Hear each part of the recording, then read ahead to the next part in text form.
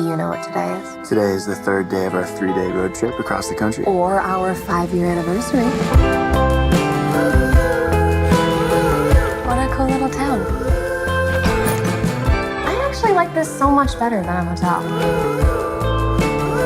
I'll bet the people who live here are really happy.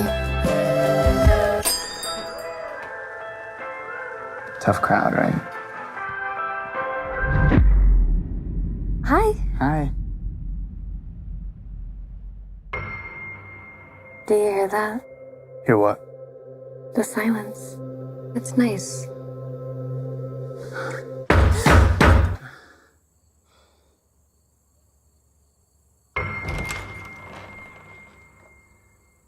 Is Tamara here?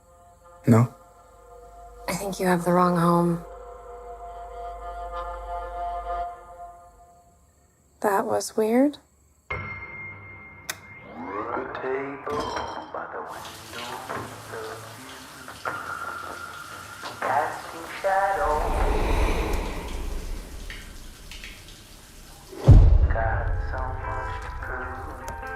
You are the messiest eater on the planet.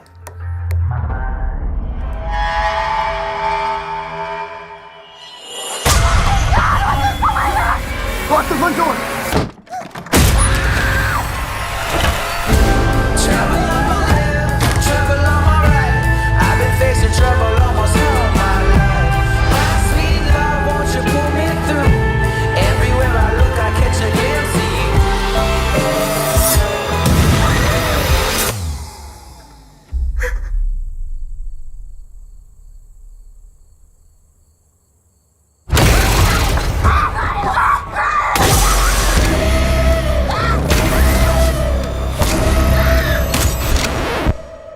Why are you doing this to us? Because you're here.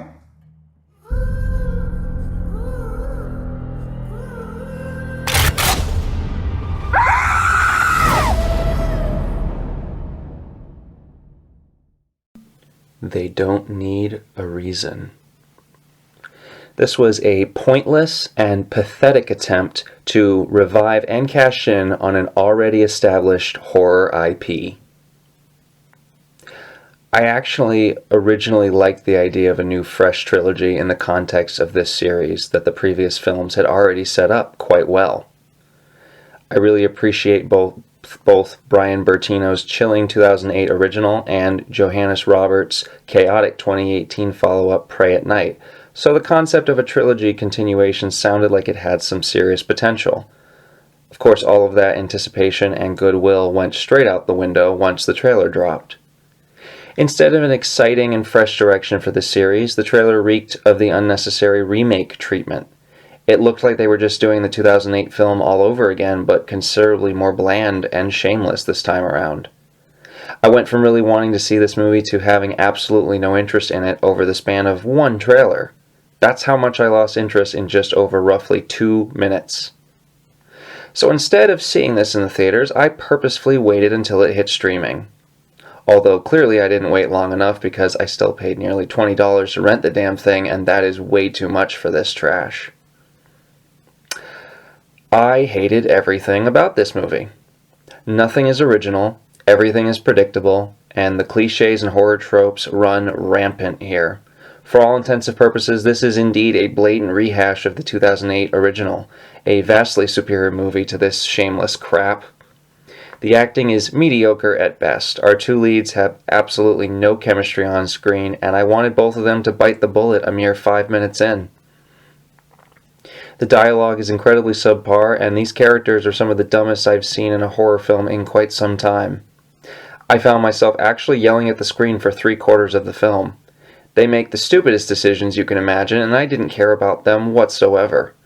It takes about 40 minutes for anything of real substance to occur, and by that point I had already mostly checked out. When things finally do go down, it's still super slow and needlessly drawn out, especially since we already know where all of this is going to end up anyway. Just to add insult to injury, the strangers themselves aren't even that scary or threatening anymore. They constantly play with the piano or the record player, and it's just not scary.